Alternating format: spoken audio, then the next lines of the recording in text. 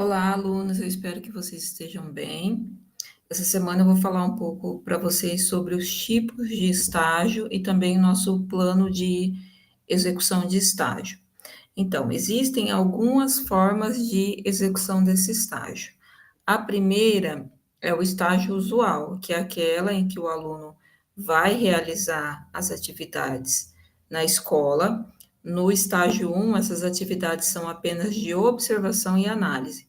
Então, o aluno vai estudar o contexto da escola e não tem a necessidade de ele realizar a regência, que é assumir à frente da sala de aula, tá? Uma regência é quando o aluno assume, né, prepara ali uma aula e assume uma aula, lógico, sobre a supervisão do professor regente.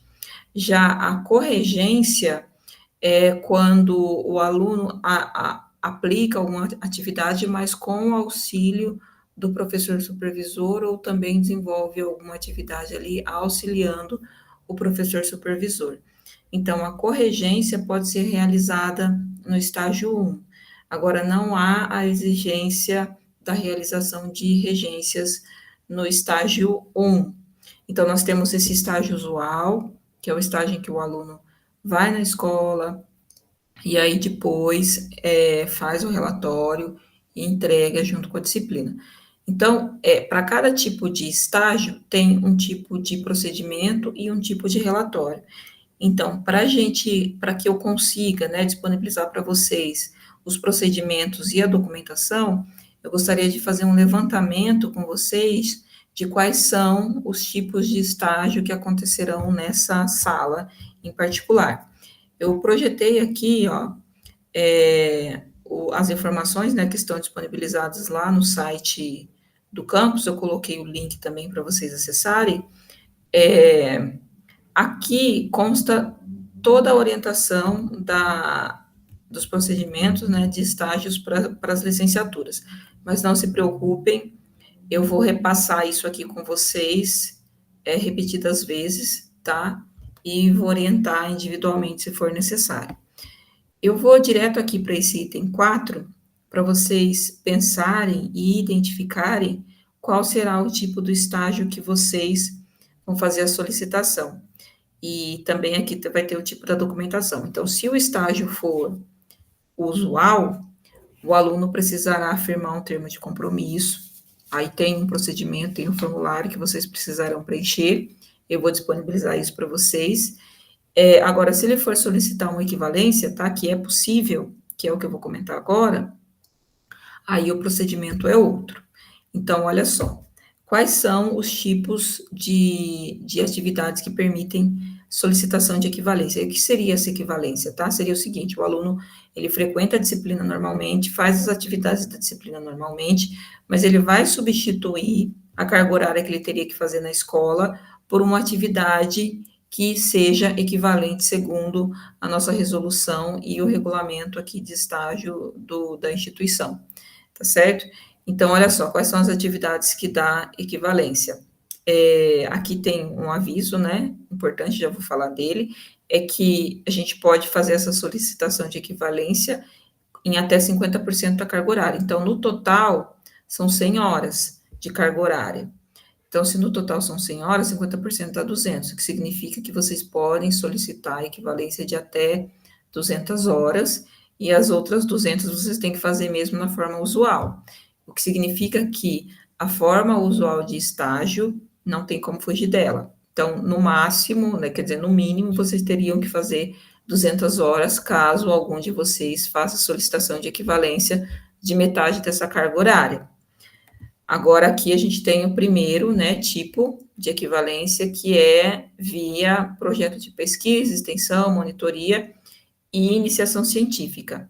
Então, para esse tipo aqui, caso tenha algum aluno que executa algum projeto de extensão, de monitoria ou de iniciação científica, vocês conseguem aqui enquadrar. Então, aqui está dizendo que o mínimo é de 20 horas, e aí, para fazer essa solicitação, tem aqui um formulário de aproveitamento. Mas eu vou fazer primeiro o levantamento, e aí depois eu disponibilizo os materiais e os procedimentos para vocês.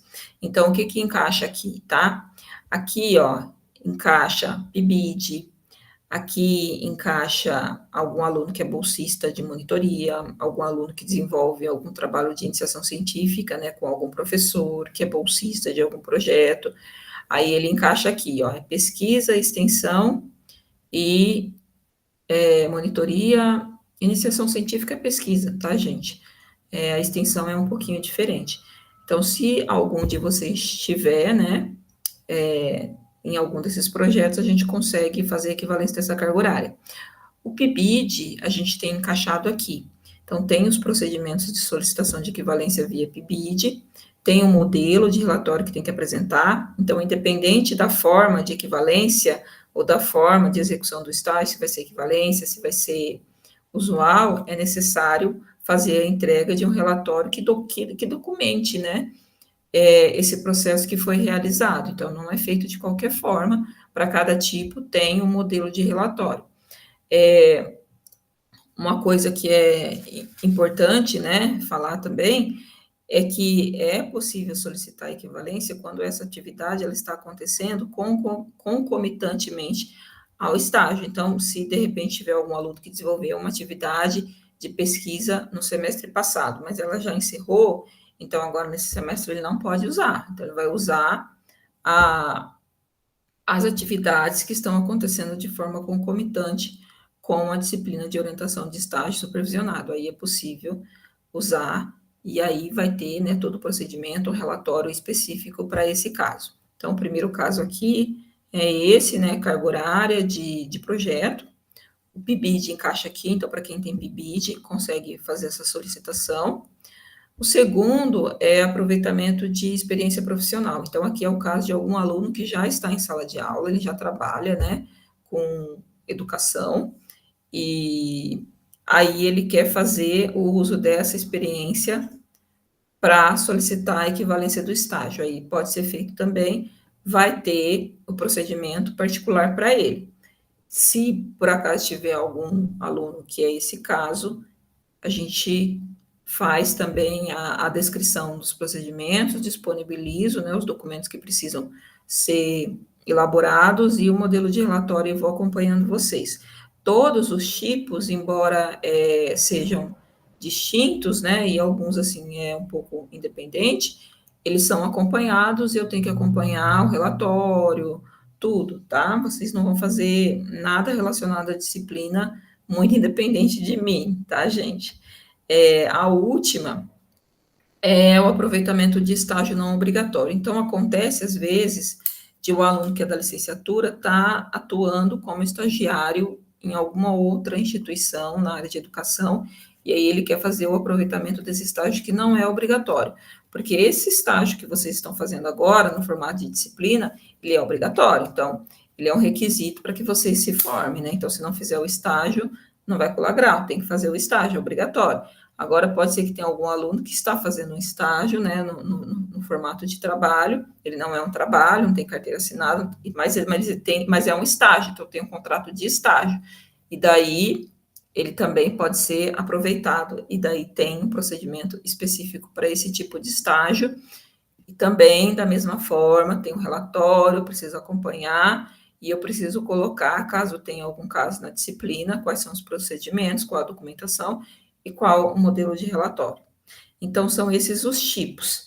Agora, eu disponibilizei para vocês uma planilha, coloquei o nome de vocês, na qual vocês vão indicar qual é o tipo de estágio que vocês vão fazer.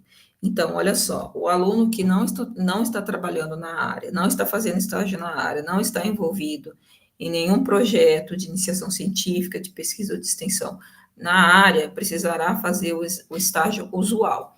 Ou seja, esse aluno precisará procurar uma instituição para firmar um termo de compromisso, que é um contrato é um termo, tá, de compromisso, para fazer esse estágio. Então, a busca pela instituição, ela é independente, são vocês que buscam, não é o professor orientador que busca, até porque a gente tem alunos de Pouso Alegre, né, de todas as regiões de Pouso Alegre, e alunos também das redondezas, né, das cidades aqui ao redor de Pouso Alegre. Então, o aluno que é, por exemplo, de Congonhal, ele vai fazer o estágio dele, né? Pode fazer o estágio dele lá em Congonhal. O aluno que é de Cachoeira, ele pode fazer o estágio dele lá em Cachoeira. Ele não precisa fazer o estágio dele aqui na cidade de Pouso Alegre. É por isso que são os alunos que vão atrás da instituição que cabe melhor ali na rotina dele para ele fazer o estágio. No estágio 1, no qual a principal atividade é a observação, é a análise do ambiente, nós recomendamos que esse estágio seja realizado no ensino fundamental. Então, estágio 1 no ensino fundamental, e aí a partir do 2 e do 3 no ensino fundamental também e no ensino médio. Então, a gente orienta que o ensino médio seja deixado mais para o final do estágio, mas é uma orientação, porque pode acontecer de algum aluno não conseguir fazer esse estágio no ensino fundamental e aí, de repente, querer fazer no médio já agora no estágio 1. Vocês podem fazer o estágio no ensino fundamental 2 e no ensino médio, que são, né, as etapas de ensino aí da educação que vocês poderão atuar. Então, vocês não poderão fazer, por exemplo, o estágio na educação infantil e nem no ensino fundamental anos iniciais. Precisa ser ensino fundamental anos finais, que era o antigo Fundamental 2, e ensino médio. Então, vocês já vão pensando nisso. Aí, o aluno que não tiver nenhum desses três, né, que para solicitar a equivalência precisa pensar já em procurar a instituição e fazer a indicação para mim que vai fazer o usual. Os alunos que tiverem qualquer tipo de atividade que possa valer equivalência ou que tenha alguma dúvida se vale equivalência, pode me mandar um e-mail, pode me procurar para conversar pessoalmente, e aí eu vou orientar vocês, e aí a gente conseguir identificar quais são os casos da turma, aí eu faço a disponibilização do material que é encaminhamentos, procedimentos e a parte de modelo de documentação. Gente, por enquanto é isso. Aí na próxima semana eu vou abrir para vocês, né, quando eu tiver melhor uma visão da situação da sala, eu vou abrir para vocês o nosso plano de execução de estágio para descrever como acontece a carga horária. Eu vou já abrir ele para vocês visualizarem como acontece. Vou parar a apresentação aqui e vou colocar o plano de execução.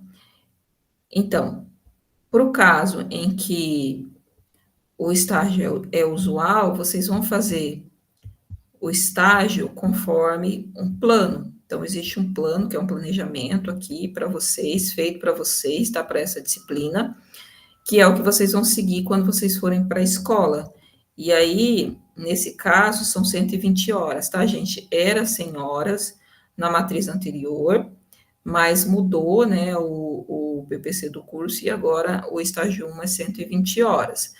Então, eu vou disponibilizar esse documento para vocês, vocês vão poder analisar ele, tirar dúvida, antes de ir para a escola fazer o estágio.